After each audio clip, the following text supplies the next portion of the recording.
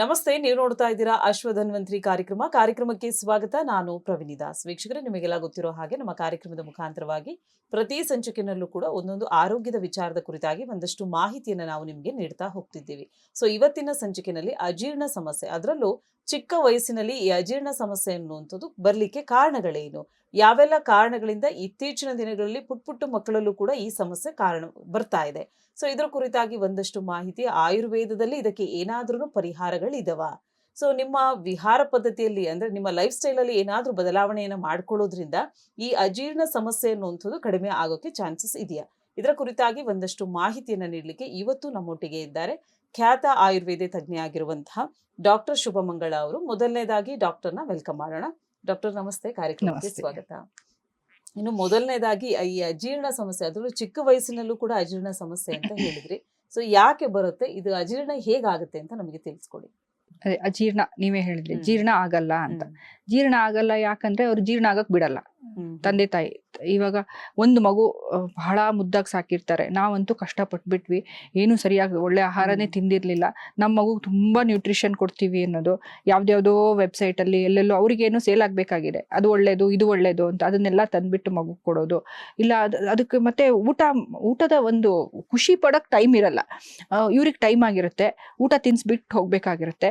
Mobile ಅಥವಾ ಈ ಟಿವಿನೆಲ್ಲ ಯಾವುದೋ ಒಂದು ಹಾಡು ಇದು ಏನೋ ಅದಕ್ಕೆ ಇಷ್ಟ ಆಗೋದು ಹಾಕೊಟ್ಬಿಡೋದು, ತುರುಗಿಸ್ತಾ ಇರ್ತಾರೆ. ಅದಕ್ಕೆ ಎಷ್ಟು ಬೇಕು, ಅದು ನಮ್ಮ ತರನೇ ಮನುಷ್ಯ, ಅದಕ್ಕೂ ಒಂದು ಮನಸ್ಸಿದೆ, ಅದಕ್ಕೂ ಇಷ್ಟ ಆಗುತ್ತೆ ಇಷ್ಟ ಆಗಲ್ಲ ಅದು ನೋಡಲ್ಲ. ಹೆಚ್ಚಿನ ತಂದೆ ತಾಯಿಯಲ್ಲಿ ನಾನು ನೋಡ್ತೀನಿ, ಈಗ ಬರ್ತಾರೆ ಮಗುವಿಗೆ ಕಫ ಜಾಸ್ತಿ ಆಗಿದೆ ಅಂತ ಬರ್ತಾರೆ, ಅದು ಅಜೀರ್ಣದಿಂದ ಆಗಿರೋದು.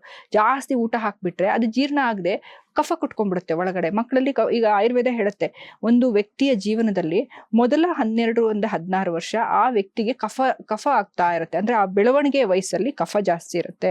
16ರಿಂದ ಆತ ಒಂದು 50 ವಯಸ್ಸಿನ ತನಕ ಪಿತ್ತ ಅಂದ್ರೆ ವಿಗರ್, ಜೋರು, ಅವಾಗ್ಲೇ ಎಲ್ಲ ಅವರು ಯುವ ಇದರಲ್ಲಿ ವಯಸ್ಸಲ್ಲಿ, ಅವಾಗ ಅಸಿಡಿಟಿ, ಎದೆ ಉರಿ ಬರೋದು, ಇದು ಉರಿಗಳ ಸಮಸ್ಯೆ, ಅದೆಲ್ಲ ಪಿತ್ತದ ಸಮಸ್ಯೆಗಳು ಅವಾಗ ಜಾಸ್ತಿ. ಅದಾದ್ಮೇಲೆ ವಾತ ಜಾಸ್ತಿ ಆಗುತ್ತೆ, ಅವರು ವೀಕ್ ಆಗ್ತಾರೆ, ಮೈಕೈ ನೋವು ಜಾಸ್ತಿ, ಜಾಯಿಂಟ್ ಪೇನು, ನಿದ್ದೆ ಬರಲ್ಲ, ದೇಹ ಒಣಗುತ್ತೆ. ಈ ರೀತಿ ಒಂದು ವ್ಯಕ್ತಿಯ ಜೀವನದಲ್ಲಿ ಈ 3 ಹಂತಗಳಿದಾವೆ. ಮೊದಲನೇ ಹಂತವೇ ಕಫದ ಹಂತ, ಅಂದ್ರೆ ಮಗು ಬೆಳವಣಿಗೆ ವಯಸ್ಸು. ಆ ಟೈಮಲ್ಲಿ ಅವಕ್ಕೆ ಸರಿಯಾಗಿ ಆಹಾರ, ಹಸಿವೆ ಆದಾಗ ಊಟ ಕೊಡೋದು, ಹಸಿವೆ ಆಗಕ್ಕೆ ಬಿಡೋದು, ಏನ್ ತಿನ್ಬೇಕು ಏನ್ ತಿನ್ಬಾರ್ದು ಅದು ಯಾವ್ದು ಯೋಚನೆ ಮಾಡದೆ ಒಳ್ಳೇದು ಒಳ್ಳೇದು ಒಳ್ಳೇದು ಅಂತ ತುಂಬಾ ಊಟ ಕೊಡ್ತಾರೆ. ಇದರಿಂದನೂ ಬರೋ ಸಾಧ್ಯತೆ ಇದೆ. ಇನ್ನೊಂದು ಜಂಕ್ ಫುಡ್, ಏನೇನೋ ಅಡ್ವರ್ಟೈಸ್ಮೆಂಟ್ ಅಲ್ಲಿ ಬಂದಿರೋದು ಒಳ್ಳೇದು ಅಂತ ಕೊಡೋದು. ಈಗ ಎಷ್ಟೊಂದು ಡ್ರಿಂಕ್ಸ್ ಎಲ್ಲ ಬಣ್ಣ ಬಯಲಾಗಿದೆ, ಅದೆಲ್ಲ ಹಾಕಿ ಕೊಟ್ಟು ಒಳ್ಳೇದು ಅಂತ ಕೊಡ್ತಾರೆ. ಆತರ ಏನು ಬೇಡ, ಅವಕ್ಕೂ ಬೇಸಿಕ್ ನಾವು ಏನ್ ತಿಂತೀವಿ ಅದು ಸಿಂಪಲ್ ಆಗಿ ಕೊಟ್ರೆ ಸಾಕಾಗತ್ತೆ ಅವರಿಗೆ. ಸೊ ಈ ಅಜೀರ್ಣ ಸಮಸ್ಯೆ ಅನ್ನುವಂಥದ್ದು ಮುಂಚೆ ವಯಸ್ಸಾಗಿರೋರಲ್ಲಿ ಕಾಣಿಸ್ತಾ ಇದೆ, ಯಾಕಂದ್ರೆ ಅವರಲ್ಲಿ ಬಾಡಿನಲ್ಲಿ ಆಕ್ಟಿವ್ನೆಸ್ ಕಡಿಮೆ ಆಗಿರುತ್ತೆ, ಹಾಗಾಗಿ ಕೂತತ್ರನೇ ಕೂತಿರ್ತಾರೆ, ಅಜೀರ್ಣ ಸಮಸ್ಯೆ ಇರುತ್ತೆ ಅಂತ. ಆದ್ರೆ ಈ ಚಿಕ್ಕ ಮಕ್ಕಳಲ್ಲಿ ಆಕ್ಟಿವ್ ಅನ್ನುವಂಥದ್ದು ಜಾಸ್ತಿ ಇರುತ್ತೆ, ಬಟ್ ಆದ್ರೂ ಕೂಡ ಇತ್ತೀಚಿನ ದಿನಗಳಲ್ಲಿ ನೀವು ಹೆಚ್ಚಾಗಿ ಆಹಾರನ ನಾವೇ ತುರುಕ್ತಾ ಇರೋದ್ರಿಂದ ಈ ಅಜೀರ್ಣ ಸಮಸ್ಯೆ. ಮೇಡಮ್, ಈ ಅಜೀರ್ಣ ಆಗೋದ್ರಿಂದ ಏನೆಲ್ಲ ಒಂದು ಕಾಂಪ್ಲಿಕೇಶನ್ಸ್ ನಾವು ಬರ್ಮಾಡ್ಕೊಳ್ತೀವಿ? ಅದೇ ಒಂದು ಆಟ ನೀವ್ ಹೇಳ್ದಂಗೆ ಹಿಂದೆ ಮುಂದೆ ಇವಾಗ್ಲೂ ಕುತ್ಕೊಳ್ಳೋದೇ ಆಗ್ಬಿಟ್ಟಿದೆ ಅಲ್ಲ. ಚಿಕ್ಕ ಮಕ್ಕಳು ಆಟ ಆಡಲ್ಲ, ಹೊರಗೆ ಹೋಗಲ್ಲ, ಹೊರಗೆ ಕಳ್ಸಕ್ ಭಯ. ಈಗ ಏರಿಯಾ ಚಿಕ್ಕದು, ಮನೇಲು ಹೊರಗಡೆ ಏನು ಅಂತ ಗೊತ್ತಿಲ್ಲ, ಮತ್ತೆ ಅವಕ್ಕೆ ಮೊಬೈಲು ಅಥವಾ ಯಾವ್ದೋ ಚಟಗಳು ಬೇರೆ, ಕುತ್ಕೊಂಡು ತಂದೆ ತಾಯಿಗೆ ಟೈಮ್ ಇರಲ್ಲ, ಇಬ್ರು ಕೆಲ್ಸಕ್ಕೆ ಹೋಗ್ತಿರ್ತಾರೆ, ಅಥವಾ ಮನೇಲಿದ್ರು ತಾಯಿಗೆ ಅವಳದೇ ಆದ ಒಂದು ಬೇರೆ ಇದಿರುತ್ತೆ. ಹಾಗಾಗಿ ಅವರ ಕಡೆ ಗಮನ ಕಡಿಮೆ ಆಗ್ತಿದೆ, ಅದರಿಂದ ಅವರು ಆಕ್ಟಿವಿಟಿ ಇಲ್ಲ. ಆಕ್ಟಿವ್ ಆಗಿ ಚೆನ್ನಾಗಿ ಆಟ ಆಡಿದ್ರೆ ಜೀರ್ಣ ಚೆನ್ನಾಗಾಗುತ್ತೆ. ಇಲ್ಲ ಅಂದ್ರೆ ಈಗ ಹೆಚ್ಚಾಗಿ ತಿಂದಾಗ ಅವರಲ್ಲಿ ಜೀರ್ಣ ಆಗದೆ ಹೊಟ್ಟೆ ಉಬ್ಬರ ಬರೋ ಸಾಧ್ಯತೆ, ಸರಿಯಾಗಿ ಮೋಷನ್ ಆಗಲ್ಲ, ಮಲಬದ್ಧತೆ ಆಗುತ್ತೆ. ಇಲ್ಲ ಲೂಸ್ ಮೋಷನ್, ಯಾವಾಗ ನೋಡಿದ್ರು ಲೂಸ್ ಮೋಷನ್ ಅಂತ ಬರ್ತಾರೆ. ಇಲ್ಲ ಅಂದ್ರೆ ಶೀತ, ಅದು ಬೆಂಗಳೂರಿನಂತ ವೆದರ್ ಅಲ್ಲಿ ಸ್ವಲ್ಪ ಜಾಸ್ತಿ ಆಹಾರ ಎಲ್ಲ ಕೊಟ್ಟು ಕೂಡ್ಲೆ ಅವಕ್ಕೆ ಕೋಲ್ಡ್, ಕಫ ಕಟ್ಟಕ್ ಶುರು ಆಗುತ್ತೆ. ಆಸ್ತಮಾ, ಚಿಕ್ಕ ಮಕ್ಕಳಲ್ಲಿ ಆಸ್ತಮಾ ಶುರುವಾಗಿದೆ. ಕೆಮ್ಮು, ಸದಾ ಶೀತ ಆಗೋದು, ಕೆಮ್ಮು. ಶಾಲೆ ಅಥವಾ KG ನರ್ಸರಿ ಅದು ಇದು ಹೋಗಿ ಬರ್ತಿರ್ತಾರೆ, ಅಲ್ಲಿ ಒಬ್ರಿಗೆ ಬಂತು ಅಂದ್ರೆ ಇವ್ರು ತಗೊಂಡ್ಬಂದು ಮನೇಲೆಲ್ಲ ಹರಡ್ತಾರೆ. ಅದ್ರ ಜೊತೆಗೆ ಅಯ್ಯೋ ಮಗು ಹುಷಾರಿಲ್ಲ ಅಂದ್ಬಿಟ್ಟು ಇವ್ರು ಹಣ್ಣುಗಳು ತಿನ್ಸ್ತಾ ಇರ್ತಾರೆ. ಹುಷಾರಿದ್ದಾಗ ಅದಕ್ಕೆ ರೆಸ್ಟ್ ಕೊಟ್ಟು ಅದಕ್ಕೆ ಪಾಪ ಬೇಕಾಗಿರಲ್ಲ, ವಾಂತಿ ಮಾಡ್ತಾ ಇರತ್ತೆ. ಊಟ ಬಂದು ಹೇಳ್ತಾರೆ, ಮೇಡಮ್ ಇವತ್ತು ಬೆಳಿಗ್ಗೆಯಿಂದ 2-3 ಸಲ ಹಾಲು ಕುಡ್ಸಕ್ ಹೋದೆ, ಎಲ್ಲ ವಾಂತಿ. ಅದ್ರ ಅರ್ಥ ಅದ್ರ ದೇಹ ಬೇಡ ಅಂತ ಹೇಳ್ತಾ ಇದೆ. ಹಾಲು ಕೊಡ್ಬೇಡಿ, ಕುಡಿದ್ರೆ ಬಿಸಿನೀರು ಒಂಚೂರು ಕೊಡಿ, ಇಲ್ಲ ಅಂದ್ರೆ ಬಿಡಿ, ದೇಹ ಹೀಲ್ ಮಾಡ್ಕೊಳತ್ತೆ. ನಮ್ಮ ದೇಹದಲ್ಲಿ ತಾನೇ ಸರಿ ಮಾಡ್ಕೊಳ್ಳೋ ಶಕ್ತಿ ಇದೆ, ನಾವು ಅದನ್ನ ಕಷ್ಟಪಟ್ಟು ತಡಿತೀವಿ. ಅದ್ರ ಜೊತೆ ಔಷಧಿಗಳು ಬೇರೆ ಹಾಕೋದು, ಆ ಔಷಧಿ ಮತ್ತಷ್ಟು ವಾಂತಿ ಮಾಡೋದು, ಈ ರೀತಿ ಬೇರೆ ಬೇರೆ ಸಮಸ್ಯೆಗಳು ಅಜೀರ್ಣದಿಂದ ಮಕ್ಕಳಲ್ಲಿ ಈಗ ತುಂಬಾ ಸಾಮಾನ್ಯ ಆಗ್ಬಿಟ್ಟಿದೆ. ಇನ್ನು ಈ ಅಜೀರ್ಣ ಸಮಸ್ಯೆನ ಹಾಗೆ ಬಿಟ್ರೆ ಏನೆಲ್ಲ ಕಾಂಪ್ಲಿಕೇಶನ್ಸ್ ಬರುತ್ತೆ ಅಂತ ಹೇಳಿ? ಅದೇ ಈ ಕಾನ್ಸ್ಟಿಪೇಷನ್, ಅದರಿಂದ ಮಲಬದ್ಧತೆ, ಹೊಟ್ಟೆ ನೋವು ಜಾಸ್ತಿ ಆಗುತ್ತೆ. ಎಷ್ಟೋ ಜನ ಇದರಿಂದ ಹೊಟ್ಟೆ ನೋವು ಜಾಸ್ತಿ ಆಗಿ ಅಪೆಂಡಿಸೆಕ್ಟಮಿ ತನಕ, ಅಪೆಂಡಿಸೈಟಿಸ್ ತನಕ ಆಗಿರೋ ಸಾಧ್ಯತೆ ಇದೆ. ತಲೆನೋವುಗಳು, ಚಿಕ್ಕ ಮಕ್ಕಳಲ್ಲೇ ತಲೆನೋವು ಆಸಿಡಿಟಿಯಿಂದ ಆಗೋದು, ಅದು ತಿಂದಿರೋ ಆಹಾರ ಸರಿ ಜೀರ್ಣ ಆಗದೆ ಪಿತ್ತದಿಂದ ಆಗೋ ಸಾಧ್ಯತೆ ಇದೆ. ಮತ್ತೆ ಇದು ಅಲ್ಲದೆ ಏನು ದಪ್ಪ ಆಗೋದು, ಸ್ಥೌಲ್ಯ. ಚಿಕ್ಕ ಚಿಕ್ಕ ಮಕ್ಕಳು ಎಷ್ಟು ದಪ್ಪ ಇದಾವೆ, ಎದ್ದು ಓಡಾಡಕ್ಕೆ ಆಗಲ್ಲ ಅವರಿಗೆ, ಆ ರೀತಿ ದಪ್ಪ ಆಗಿರ್ತಾರೆ. ಇನ್ ಕೆಲವರು ಸರಿ ಜೀರ್ಣ ಆಗದೆ ಸಣ್ಣ ಆಗ್ತಾ ಹೋಗ್ತಾರೆ. ಜೀರ್ಣ ಎರಡೂ ಇದಕ್ಕೂ ಸಮಸ್ಯೆ ಆಗಿದೆ. ಹೆಂಗೆಂಗೋ ಎದ್ವಾ ತದ್ವಾ ತಿನ್ನೋದ್ರಿಂದ ಸರಿಯಾಗಿ ಅಬ್ಸಾರ್ಬ್ ಆಗದೆ ಅವರ ಲಿವರ್ ಸಮಸ್ಯೆಗಳು ಕಾಡುತ್ತೆ. ಆವಾಗ ತಿಂದಿರೋ ಆಹಾರ ಜೀರ್ಣ ಆಗದೆ ಮಕ್ಕಳು ವೀಕ್ ಆಗಿ ಸಣ್ಣ ಆಗ್ತಾ ಹೋಗ್ತವೆ. ಹೇಳ್ತಾರೆ, ನಾವು ಎಷ್ಟು ತಿನ್ನಿಸ್ತೀವಿ ಅದು ಎಲ್ಲಿ ಹೋಗುತ್ತೋ ಗೊತ್ತಿಲ್ಲ, ಅಜೀರ್ಣ ಆಗ್ತಾ ಇಲ್ಲ, ಅಜೀರ್ಣ ಆಗಿದೆ ಅಂತ. ಆವಾಗ ಅವರ ಆಹಾರದ ಚೆಕ್ ಮಾಡಿ ಅದನ್ನ ಸರಿ ಮಾಡ್ತೀವಿ ನಾವು. ಈ ತರ ಹಂಗೆ ಯಾವಾಗಲೂ ತಿನ್ಸೋದಲ್ಲ. ಏನ್ ತಿನ್ಬೇಕು, ಎಷ್ಟೆಷ್ಟೋ ಡ್ರೈ ಫ್ರೂಟ್ಸ್, ಅದು ಎಲ್ಲಿ ಯಾವ ಸ್ಪೋರ್ಟ್ಸ್ಗೆ ಹೋಗುತ್ತೆ, ಅದು ಇಷ್ಟು ಚಿಕ್ಕ ಮಗು, ಅದಕ್ಕೆಲ್ಲ 4 ಬಾದಾಮಿ ನೆನೆಸಿ ಅದನ್ನ ಹಾಲಲ್ಲಿ ಹಾಕಿ ರುಬ್ಕೊಟ್ವಿ, ಅಷ್ಟೊಂದು ಬೇಕಾಗಲ್ಲ. ಹಿಂದೆ ಏನ್ ನಾನು ಹಂಗೆ ಹೇಳೋದು, ನೀವ್ ಏನ್ ತಿಂತಾ ಇದ್ರಿ, ನಿಮ್ ತಂದೆ ತಾಯಿ ಎಲ್ಲ ಏನ್ ತಿಂತಾ ಇದ್ರು, ಊಟ ಚೆನ್ನಾಗಿ ನಾರ್ಮಲ್, ಈಗ ಚೆನ್ನಾಗಿ ಅಗದು ತಿನ್ನೋ ವಯಸ್ಸಿಗೆ ಬಂದ್ಮೇಲೆ ಅನ್ನ, ಸಾರು, ಸಾಂಬಾರು ಏನ್ ಮನೇಲಿ ಮಾಡ್ತಿರೋ, ಖಾರ ಇಲ್ಲದೆ ಇರೋದನ್ನ ಸಪ್ಪೆಯಾಗಿ ಅವಕ್ಕೆ ತಿನ್ನಕ್ ಬಿಡಿ. ಅವರಾಗಿ ತಿಂದು ಎಂಜಾಯ್ ಮಾಡಕ್ ಬರ್ಬೇಕು. ಇದು ನಾವು ಈಗ ನಮಗೆ ಯಾರೋ ಒಬ್ರು ತಿನ್ನಿಸ್ತಿದ್ದಾರೆ ಅಂದ್ರೆ ಸಾಕು ಅಂತೀವಿ ನಾವು, ಮತ್ತು ಇಲ್ಲ ತಿನ್ನು ಅಂದ್ರೆ ನಮ್ಗೆ ಎಷ್ಟು ಇದೆ. ಅದೇ ತರ ಅಲ್ವಾ, ಮಕ್ಕಳಾದ್ರೆ ಏನು ಅವ್ರಿಗೆ ಮನಸ್ಸಿರುತ್ತೆ, ಆ ರೀತಿ ಅವು ಬೇಡ ಅಂದ್ರು ಇಷ್ಟು ಇದೆ ತಿನ್ನು ತಿನ್ನು ಅಂತ ತುರುಗಿಸ್ಬಿಡ್ತಾರೆ. ಆಮೇಲೆ ಊಟ ಕಂಡ್ರೆ ಓಡ್ ಹೋಗಕ್ ಶುರು ಮಾಡ್ತವೆ. ಬೇಡದ್ದೆಲ್ಲ ಬೇಡ ಅಂದಿರ್ತೀವಲ್ಲ ಅದು ಬೇಕು ಅಂತ ತಿನ್ನಕ್ ಶುರು ಮಾಡ್ತಾರೆ. ಅದಕ್ಕಿಂತ ಒಂದಿನ ಹಸಿವೆ ಆದ್ರೂ ಪರವಾಗಿಲ್ಲ, ಏನೂ ಆಗಲ್ಲ ಬಿಡಿ ಅಂತೀನಿ. ಊಟ ಕೊಟ್ಟು ತಟ್ಟೆಗೆ ಹಾಕಿ ಕೂಡ್ಸಿ ಚೆಲ್ಬಹುದು, ಏನೇ ಮಾಡ್ಬೋದು, ತಿನ್ನಕ್ ಕಲ್ಸಿ. ಈಗ ವಿದೇಶಗಳಲ್ಲೆಲ್ಲ ನೋಡ್ತೀವಲ್ಲ, ಅವು ಊಟ ಅವರೇ ತಿನ್ಕೋತಾರೆ. ಯಾಕೆ ಅಂದ್ರೆ ಅವ್ರಿಗೆ ಬಿಟ್ಬಿಡ್ತಾರೆ. ಫಸ್ಟ್ ಅಲ್ಲಿ ಇಲ್ಲಿ ಚೆಲ್ಲೋದು ಬೇಡ ಅಂತವೆ, ಇಲ್ಲ ನಾನ್ ತಿನ್ಸಿ. ಕಾಲೇಜ್ ಸ್ಟೂಡೆಂಟ್ಸ್, ನನ್ಗೆ ಆಶ್ಚರ್ಯ ಆಗುತ್ತೆ, ಅವಳು ನಾನು ಕೊಟ್ಟಿಲ್ಲ ಅಂದ್ರೆ ತಿನ್ನಲ್ಲ, ಹೊಟ್ಟೋಗ್ಬಿಡ್ತಾಳೆ ಅಂತ ಕಾಲೇಜ್ ಸ್ಟೂಡೆಂಟ್ಸ್ಗೆ ಅವ್ರಮ್ಮ ತಿನ್ಸಿ ಕಳಿಸ್ತಾರಂತೆ. ಇದು ಯಾವ ಪರಿಸ್ಥಿತಿ ಬಂತು ನಮ್ದು ಅಂತ. ಅಷ್ಟು ಅವಳಿಗೆ ಒಂದು ಸ್ವಂತಿಕೆ, ಒಂದು ಕಲ್ತ್ಕೊಳಕ್ ಆಗಲ್ವಾ? ನಾನು ಬೈದ್ಬಿಡ್ತೀನಿ, ಚೆನ್ನಾಗಿ ಬೈದ್ಬಿಡ್ತೀನಿ. ನಾನು ಉಪವಾಸ ಹೋಗ್ಲಿ, ಮಾರನೇ ದಿನ ಬಂದು ತಿಂತಾಳೆ. ಅಯ್ಯೋ ಇಲ್ಲ, ಅವಳು ವೀಕ್ ಆಗ್ಬಿಡ್ತಾಳೆ, ಒಂದ್ ಹೊತ್ತು ತಿಂದಿಲ್ಲ. ಹೊಟ್ಟೆ ಹಸಿದ್ರೆ ಎಲ್ಲ ಸರಿ ಹೋಗುತ್ತೆ. ಮಕ್ಕಳಿಗೂ ಅಷ್ಟೇ, ಹೊಟ್ಟೆ ಹಸಿಯಕ್ ಬಿಡಿ ಅಂತೀನಿ. ಹೊಟ್ಟೆ ಹಸಿದ್ರೆ ತಿಂತಾರೆ. ಕೆಲವು ಮಕ್ಕಳಿಗೆ ಹೊಟ್ಟೆ ನೋವು ಈ ತರ ಎಲ್ಲ ಆಗಿ ಹೊಟ್ಟೆ ನೋವು ಸದಾ ಇರುತ್ತೆ. ಅಂತ ಟೈಮಲ್ಲಿ ಜೀರಿಗೆ ಅಥವಾ ಓಂಕಾಳನ್ನ ಸ್ವಲ್ಪ ತುಪ್ಪದಲ್ಲಿ ಹುರಿದ್ಬಿಟ್ಟು ಒಂದು ಅರ್ಧ ಲೋಟ ನೀರು, ಈಗ ಅರ್ಧ ಸ್ಪೂನ್ ಜೀರಿಗೆ ತಗೊಂಡ್ರೆ ಅರ್ಧ ಲೋಟ ನೀರಲ್ಲಿ ಕುದಿಸ್ಬಿಟ್ಟು, ಅದು ದೊಡ್ಡವರಾದ್ರೆ ಜೀರಿಗೆ ಸಮೇತ ತಿನ್ನಿ, ಹೊಟ್ಟೆ ನೋವು ಕಡಿಮೆ ಆಗತ್ತೆ ಅಂತೀವಿ. ಪುಟ್ಟ ಮಕ್ಕಳಂದ್ರೆ ಜೀರಿಗೆ ತಿನ್ನಕ್ ಕಷ್ಟ, ಅವ್ರಿಗೆ ಸೋಸ್ಬಿಟ್ಟು ಆ ನೀರ್ ಕೊಡಿ.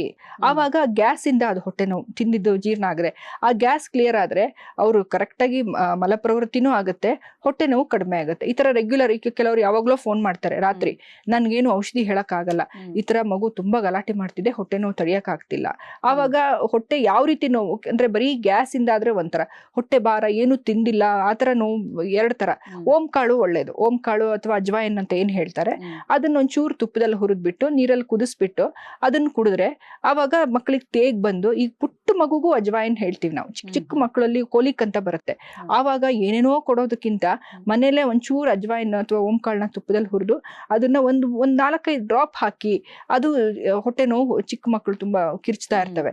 ಆವಾಗ ಗ್ಯಾಸ್ ಕ್ಲಿಯರ್ ಆಯ್ತು ಅಂದ್ರೆ ಇನ್ಯಾವುದು ಔಷಧಿಕ್ಕಿಂತ ಇದ್ರಲ್ಲಿ ಏನಿದೆ ಅಂತ ನಮಗ್ ಗೊತ್ತಲ್ವಾ, ಹಾಗೆ ಅದನ್ನ ಮನೆ ಮದ್ದಲ್ಲೇ ಅದನ್ನ ಸರಿ ಮಾಡ್ಕೊಳ್ಬಹುದು.